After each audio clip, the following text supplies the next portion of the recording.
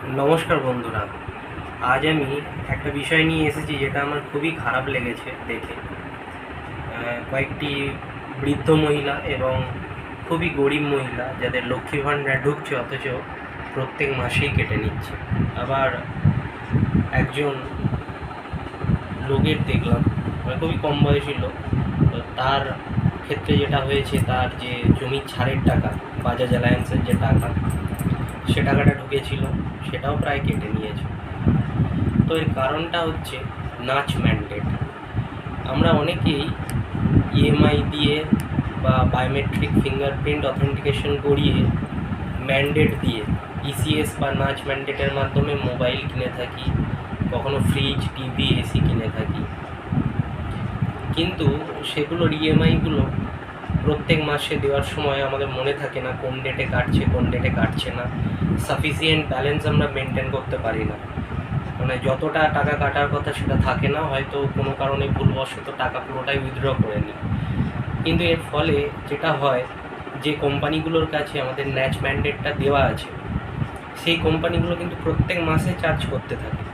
এবার আমাদের অ্যাকাউন্টে ব্যালেন্স থাকে না, তাহলে কি হয়, তখন তারা যখনই চার্জ করবে, ব্যাংক কিন্তু নাচ ম্যান্ডেট ফেলিওরের একটা চার্জ করে। প্রায় বেশিরভাগ বড় বড় ব্যাঙ্কগুলোতেই এই নাচ ম্যান্ডেট ফেলিওর চার্জ প্রায় 100 থেকে 500 টাকা হয়, এবং তার সঙ্গে আবার জিএসটি লাগে।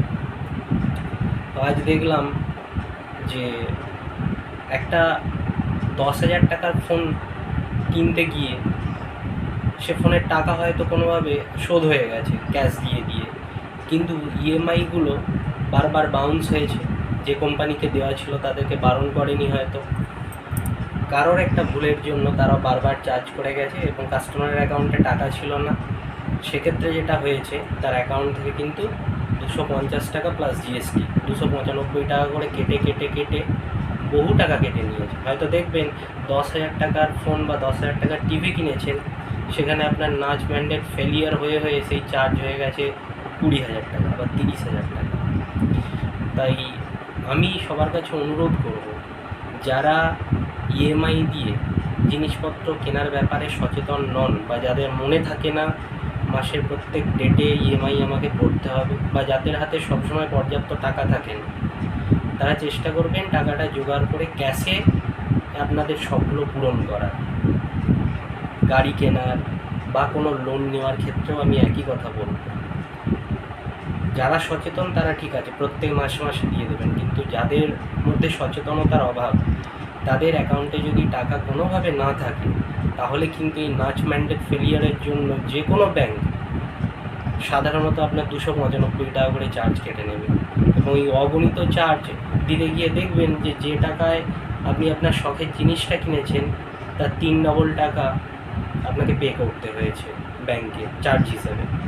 তো সুতরাং একটু সচেতনভাবে কেনাকাটা করবেন এবং চেষ্টা করবেন যতটা লোন না নিয়ে, যতটা ইএমআই না করে, ক্যাশ জমিয়ে নিজের টাকায় নিজের শখগুলো পূরণ করা।